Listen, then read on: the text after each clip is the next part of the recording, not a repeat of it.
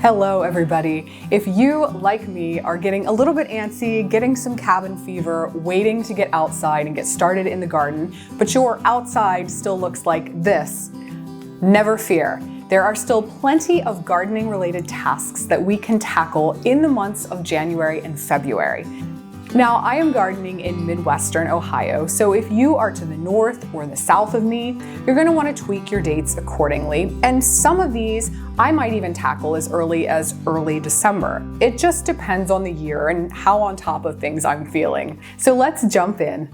The first task that I tackle this time of year is doing an inventory of all of my old seed. So I will typically go through all of the seed I have left over from the previous season, and I will sort it out into two piles. I've got my pile of varieties that I want to grow again in the current season and the varieties that I don't.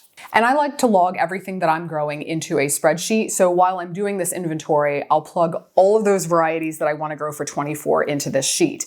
This makes it really easy for me to reference what I got, what I need, making sure that I'm not ordering duplicates for the coming year and not ordering too much of anything.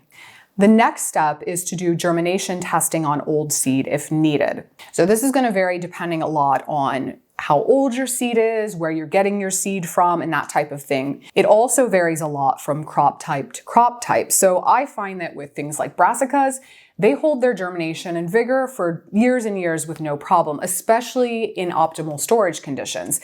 Things like onions and spinach, a lot of times those germination rates will drop off drastically after a year. And if you happen to be using primed or pre-germinated seed, typically that type of seed will steeply drop off after something like 9 months. It does not have a very long storage life. So if I'm not sure how well any specific seed is going to germinate for me, I will do a very quick and easy germination test. This involves soaking the seed anywhere from a couple of hours to overnight. I then dump that seed into a strainer, strain off all the water, and then get some paper towels nice and damp. I like to lay them on a plastic plate or some other solid surface, and then I'll sprinkle my seeds in a single layer on top of those damp paper towels. I'll fold another layer of damp paper towels over the top and put all of that inside a plastic bag, which I do not seal. Depending on the type of seed I'm testing, germination can occur anywhere from a couple of days to a couple of weeks, but this gives me a really good visual of what kind of germination rates to expect with any given packet of seed. So if I test 5 seeds and all 5 germinate, I'm probably good to go with planting those seeds out in my garden with no problem. Now, if I test 5 and only 1 or maybe none of those seeds germinate, I might still throw them out in the garden, but I'm not going to devote a lot of time or space or effort to a packet of seed that may not do anything at all. The next step, this is one of my absolute favorite garden tasks of all time, sometimes rivaling the actual gardening in my level of enjoyment, and that is drooling over seed catalogs. And I know that you fellow gardeners can relate to this. Come the end of November, beginning of December, even into January, I'm getting stacks and stacks of gardening catalogs in the mailbox. And when it is cruddy outside, it is really enjoyable to just sit down with some hot coffee, go through the catalogs, make my wish list of everything that I might ever want to grow, given unending resources and time. And then I proceed to whittle that list down. And I use a couple of different criteria to do that. The first is what I realistically have time and space for. And even given that, I still end up with too many seeds every year, but I try. The second is my budget. Seed is getting outrageously expensive in some examples, so I'm not going to buy any more than what I have budgeted for in a given year. I'm also going to look at what my family can realistically eat. Now, I don't adhere to that in all cases. I've mentioned hot peppers before. We really probably only need 1 plant of hot peppers, but I love them and they bring me a lot of joy, so I plant like 20 of them every year. But for the most part, I try to stick to growing what I know we'll eat or what I can give away to friends and family. And then I start placing those orders. Now I kind of do the same process with perennial plants. So a lot of like my fruit trees and shrubs and those types of things, strawberry plants. I find that for those perennial plants in particular, a lot of nurseries, especially small local nurseries, sell out very, very early in the winter. So the earlier you can get those orders in, the better. And I mean like early February at the very latest. Seeds, most places are doing a little better with their inventory. There was the big seed shortage back a couple of years ago, but that seems to have leveled off. And I've not really noticed having any problems ordering my seeds this time of year anyway. And another thing I wanted to mention, because inevitably I end up doing this every year, is try to plan what you want for your fall garden this time of year as well and order it now. This is because most local places kind of either run out or start taking inventory down a lot of times before we're even ready to start planting for fall. Fall gardening is just not a big sales point for like the big box stores. And unless you have a nursery that really focuses on edibles, most local nurseries are not carrying things like broccoli and cabbage starts for the fall. I often also am so caught up in the summer garden that I'm not thinking about ordering, during the months of June and July. And that's typically when I have to get a lot of this stuff started for the fall. So I found it easier just to plan and order everything right now so that I have it on hand. Now, the next step for me is actually making a garden plan. So in addition to that spreadsheet that I mentioned where all of my inventory is stored, I like to have a visual of my layout as well.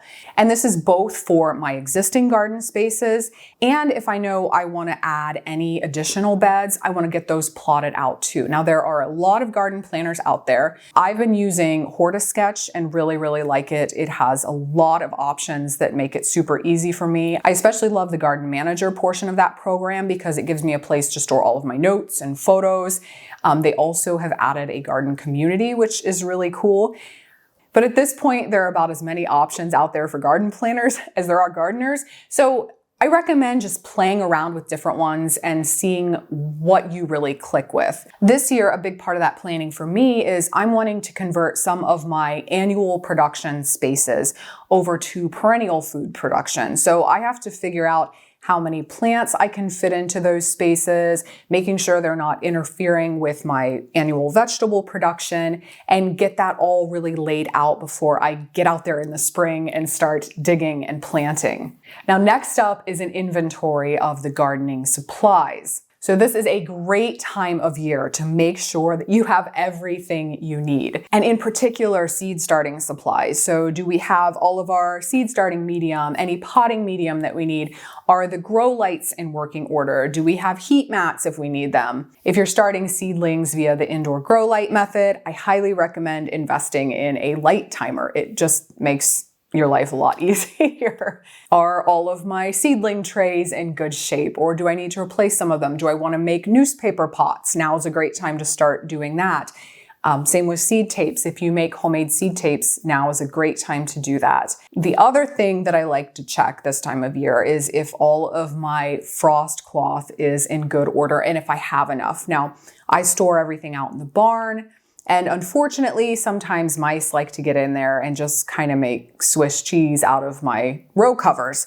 So I like to go out this time of year and check and make sure everything is in good shape and that I don't need to purchase any replacements. Now, you could look at like hoses and irrigation this time of year as well, making sure all of those supplies are in order. I tend to like to wait until it warms up just a little because this time of year, my outdoor water supply may be frozen. Like I don't even know if I'm going to be able to run water through hoses to check if everything's working right now. So I typically wait until about March to start doing that. Now, related to this, now is a great time to finalize those garden projects that you are going to give priority to this year. And I desperately need to take my own advice with this one. I usually have a giant list of projects that I want to tackle, but it's always more than I can realistically do, and I don't tend to assign priority to them. I think if I were to say, okay, if I get nothing else done this year, I've got number 1 and number 2 priority, and that's all I'm going to tackle. And then also make sure that I have the supplies for those projects. Things would probably be a little less stressful around here. So really important, I think, are those projects that are related to your core garden needs. So if you need fencing to keep deer or critters out, if you need cold frames to extend your season, if you need a greenhouse for seedling production, looking at those first and really prioritizing and then getting at least a list made of all the supplies that will be needed for this season. Now, another big garden task this time of year, depending on where you live, is starting seed of some of those cold hardy crops. So again, I'm in Ohio with a last spring frost date of approximately May 10th, and I'm already starting seed in December, January, and February. Onions are my first seeds to start, and I will typically start those end of December, very beginning of January at the latest. I'm starting pansies and violas in January, and February is a big month for me because in the middle of February, I'm starting all of my brassicas indoors from seed. So things like broccoli, cabbage, cauliflower, kale, kohlrabi.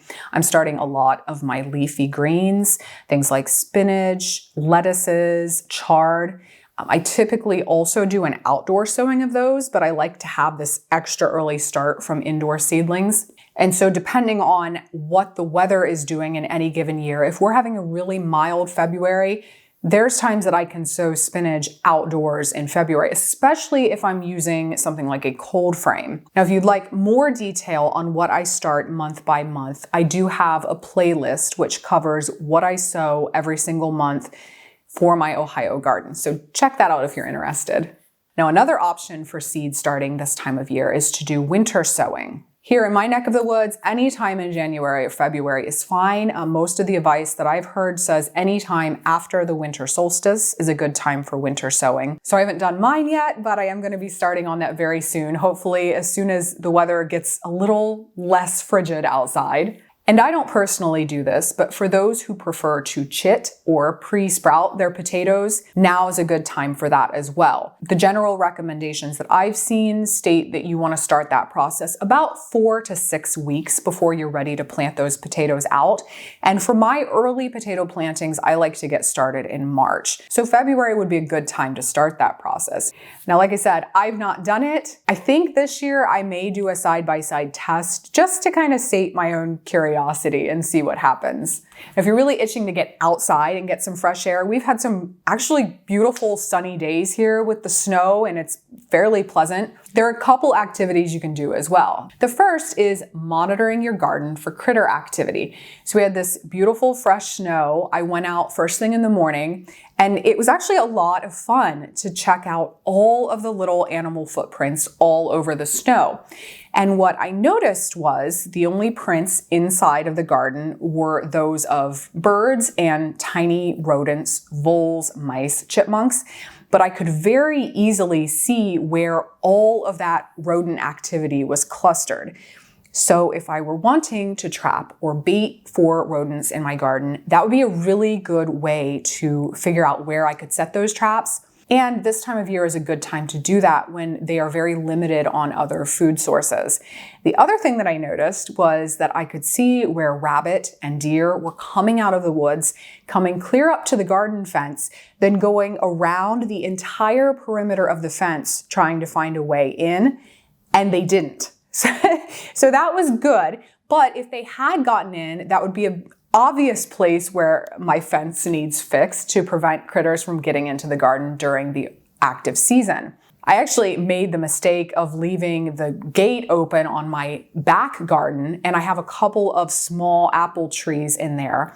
And one day when I went out there, I was following the deer footprints, followed them right into the garden, right up to the apple trees, and I realized they were, of course, nibbling on my little baby apple trees. So a quick closure of the gate fixed that. But it was a pretty good learning experience. Another task that can be tackled outdoors this time of year is pruning. For many perennials, so for me out here, I've got grapes, bramble fruits, the apples, things like that, are best pruned in late winter, early spring before they break dormancy. You do want to avoid doing this in extreme cold because not only is it unpleasant for you, but that can actually be damaging to your plants. So typically by the end of February is a good time to tackle this task, at least here in Ohio. Something I like to do is to prune and stick my elderberry cuttings before they break dormancy. Elderberries are super easy to root, so I just trim all my plants off and then I take the best of those cuttings and stick them into some of my raised beds. They root and then I can dig those up later in the year for transplant. Now here in Ohio, we typically always get a weirdly warm break in the weather. So whether that's the January thaw or last year, for example, we were, I think, near 60 degrees at some point in February. This is a great opportunity to deep clean the greenhouse if you have one. Last year, my son helped me. We moved everything out of the greenhouse, scrubbed everything down with soapy water, sprayed it all off, let it dry. And everything was clean and ready to go by the time that I needed to start bringing seedlings from the house to the greenhouse. Now, I may have been on top of cleaning the greenhouse, but no matter how I try, I cannot stay on top of cleaning the barn. If you've seen some of my other garden task videos, you may be familiar with the terrifying state of my barn where I keep all of my gardening supplies. My words of advice are, first, don't be like me. Stay on top of the cleaning and organizing and don't let it get to this point. But secondly, again, if we get a little break in the weather this time of year, it's a great time to tackle this because I do not want to be dealing with this mess, trying to dig through here and find my supplies when I am in the throes of the gardening season. So getting this all cleaned up and organized before the spring garden season starts is a much better plan than just ignoring this and letting it go. I can't guarantee that that won't be what happens in my case, but I have good intentions. And the last little task that can be ideal to tackle this time of year, as soon as that soil falls out, is to think about getting a soil test done. Now, you can do this any time of year. The reason I mention it now is because spring is typically the super busiest time for soil labs. So if you can beat the rush and get a soil sample now and send it in, much better because you'll typically get your results back much faster. Now there are all kinds of options for soil testing, different labs that do this service.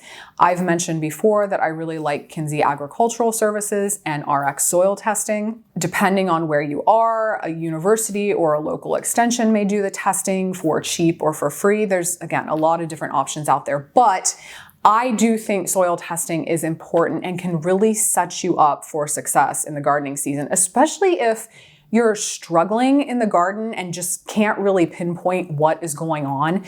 Sometimes those soil tests can illuminate deficiencies or excesses that can be really detrimental to your results.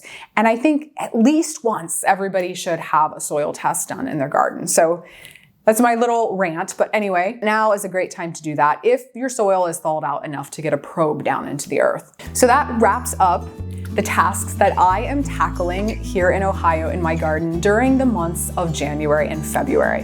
And as always, I'd love to hear from you. What gardening related tasks are you tackling for your own garden? Drop a line in the comments below and let me know.